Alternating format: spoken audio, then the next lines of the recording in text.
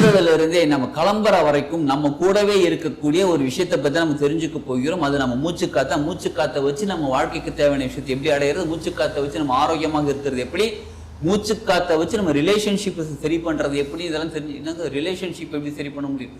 அவங்க போட்டு சண்டை போட்டு அடிச்சு எடுக்கிறாங்க. ஆமாங்க, இருந்தாலும் மூச்சுக்காத்தை வச்சு எப்படி சரி பண்ண தெரியும். ஆமாங்க, உடம்புல ரெண்டு பக்கம் இருக்கு, இது வலது எடுது. நல்லா கவனிச்சு பார்த்தீங்கன்னா தலை ஒண்ணு, நெத்தி ஒண்ணு, கண்ணு ரெண்டு, சரிங்களா? இங்க மூக்கு ஒண்ணு, ஆனா ரெண்டா டிவைட் ஆயிடுச்சு. நடுவில் ஒரு டிவைடர் ஒன்று போட்டு டிவைட் ஆயிடுச்சு. இங்க பாருங்க, இது டிவைடர், இது பக்கம் ஒன்று வலது, இது வலது பக்கம்ன்றாங்க, இது இடது பக்கம்ன்றாங்க. இது சூரிய கலைன்றாங்க, இது சந்திரக்கலைன்னு சொல்றாங்க. இது சூரிய கலை சூடுன்றாங்க, சந்திரக்கலை குளிர்ச்சினாங்க. இது ஆண் தன்மை, இது பெண் தன்மை. சரி இருக்கட்டும். ஒரு விஷயம் சொல்றேன், அதுக்கு அர்த்தம் நீங்க சொல்லணும், சரிங்களா? நல்ல குடும்பம் அப்படின்ற வார்த்தைக்கு அர்த்தம் என்ன? இதுல ரெண்டு வார்த்தை இருக்கு, நல்ல, இன்னொன்று குடும்பம். நல்ல குடும்பம், இந்த வார்த்தைக்கு அர்த்தம் என்ன? நம்ம எல்லாருக்குமே தெரியும், நல்ல குடும்பம் இட்ஸ் குட் ஃபேமிலியா, நல்ல அன்பான ஃபேமிலி, நல்ல ஒரு ஒத்துமையான ஃபேமிலி, இப்போ நல்ல பொருளாதாரத்தை நல்ல உயர்ந்த ஃபேமிலி, என்ன வேணாலும் நம்ம சொல்லலாம். ஒரு 15, 20, 30, 40 மீனிங் கூட இருக்கட்டும், நல்ல குடும்பம், சரிங்களா? இதே வார்த்தையை திரும்ப சொல்றேன், இப்ப அதுக்கு அர்த்தம் சொல்லணும் நீங்க. நிச்சயமாக உங்களுக்கு அதோட அனுபவம் கிடைக்கும். ஆமாங்க, மூச்சுக்காத்துக்கும் வாழ்க்கைக்கும் சம்பந்தம் இருக்குங்க. மூச்சுக்காத்துக்கும் நான் பணம் வாங்குறதுக்கும், மூச்சுக்காத்துக்கும் என் உறவுக்கும், மூச்சுக்காத்துக்கும் என்னுடைய உடல் ஆரோக்கியம் ஏதோ சம்பந்தம் இருக்குன்னு உங்களுக்கு தோணும். நிச்சயமா உங்களுக்கு அனுபவம் கிடைக்கும். சரி, இப்ப அந்த அனுபவத்தை வச்சு என்ன பண்றது, அதான அடுத்த கேள்வி. பிறந்ததுல இருந்தே நம்ம கிளம்புற வரைக்கும் நம்ம கூடவே இருக்கக்கூடிய ஒரு விஷயத்தை பத்தி நம்ம தெரிஞ்சுக்க போகிறோம். அது நம்ம மூச்சுக்காத்தை வச்சு நம்ம வாழ்க்கைக்கு தேவையான விஷயத்தை எப்படி அடையிறது, மூச்சுக்காத்தை வச்சு நம்ம ஆரோக்கியமாக இருக்கிறது எப்படி, மூச்சுக்காத்தை வச்சு நம்ம ரிலேஷன்ஷிப் சரி பண்றது எப்படி, இதெல்லாம் தெரிஞ்சு என்னங்க ரிலேஷன்ஷிப் எப்படி சரி பண்ண முடியும்?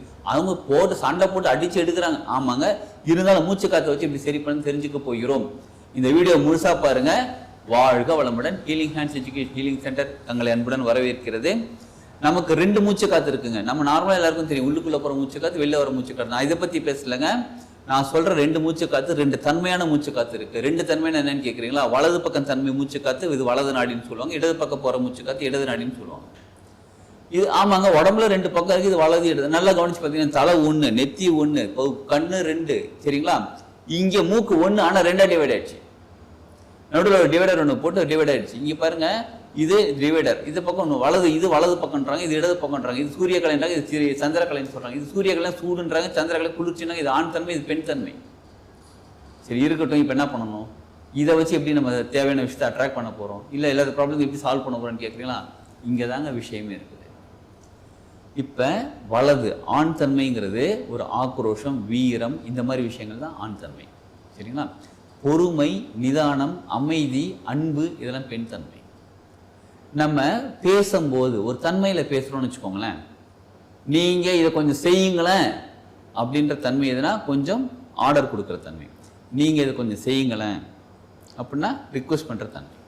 உங்களுடைய தன்மை எந்த தன்மையான மூச்சு காத்து போயிட்டு இருக்கோ, அது என்னங்க ஒரு எந்த தன்மையான மூச்சு காத்து எப்படி கண்டுபிடிக்கிறதுன்னு கேட்குறீங்களா? நல்லா கவனிச்சுக்கோங்க. அந்த டெக்னிக் இப்போ தெரிஞ்சுக்கலாம். இது என்னோட லெஃப்ட் ஹேண்டு, கட்டவரை வச்சு இதை க்ளோஸ் பண்ணிக்கிறேன்.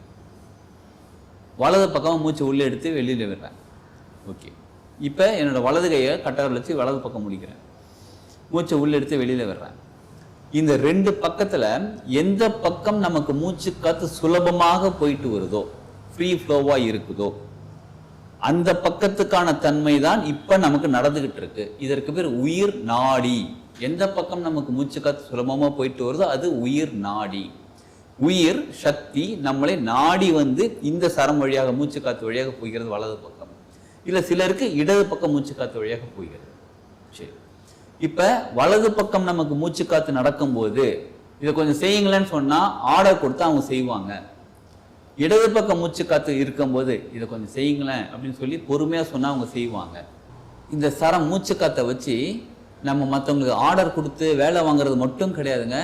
வாழ்க்கைக்கு என்ன வேணுமோ அவ்வளோத்தையும் நம்மளால அட்ராக்ட் பண்ண முடியும், அவ்வளோ நம்மளால சாதிக்க முடியும். இப்ப எந்த தன்மையில, இப்போ தன்மைன்றதுக்கு இன்னொரு எக்ஸாம்பிள் சொல்றேங்க.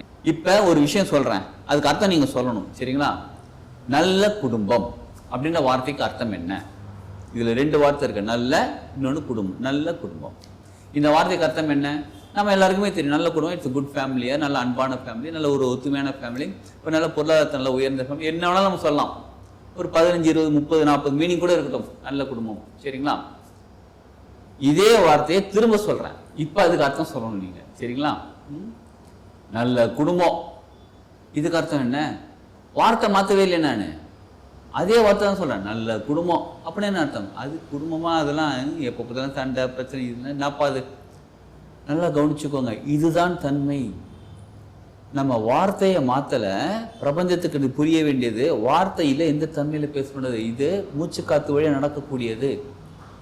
அப்போ எந்த தன்மையில் நம்ம பேச போகிறோமோ, ரெக்வஸ்டாக பேச போகிறோமோ, ஆர்டர் கொடுக்க போகிறோமா, அந்த தன்மைக்கான மூச்சு காத்து சரம் நமக்கு எடுத்துக்கிட்டு அந்த சரம் இருக்கும்போது அதை பேச அவங்க சொன்னதை கேட்பாங்க. நம்ம சரம் அறிந்தவன் சரித்திரம் படைப்பான். நமக்கு சரம், இதுதான் சரக்கலைன்றது, இட்ஸ் ஆர்ட். இதை தெரிஞ்சுக்கிறதுனால, இதை கற்றுக்கிறதுனால நமக்கு என்னென்ன பலன்கள்னு பார்த்தீங்கன்னா, நமக்கு நடக்கிறத நம்ம வாழ்க்கைக்கு தேவையான விஷயத்த ஈஸியாக நம்ம அட்ராக்ட் பண்ண முடியும். யார்கிட்ட ஒரு வேலை சொல்லணும், யார்கிட்ட ஒரு ரிக்வஸ்ட் பண்ணணும், யார்கிட்ட ஒரு ஆர்டர் கொடுக்கணும் அப்படின்னா எந்த சரம் இருக்குமோ நம்ம செஞ்சால் அது நடக்கும் அப்படின்னு நமக்கு தெளிவாக தெரியும்.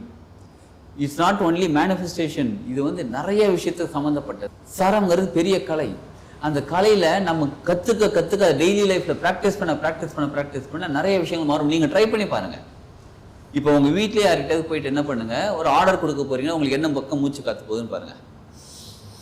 வலது பக்கம் போதா? ஓகே. இப்போ என்ன பண்ணுங்கள், அப்படி லைட்டாக திரும்பிக்கோங்க, அவங்க வலது பக்கம் இருக்கிற மாதிரி பார்த்துக்கோங்க. பார்த்துட்டு இதை கொஞ்சம் செஞ்சு கூட, எடுத்துக்கூட அப்படின்னு நீங்கள் சொல்லுங்கள்.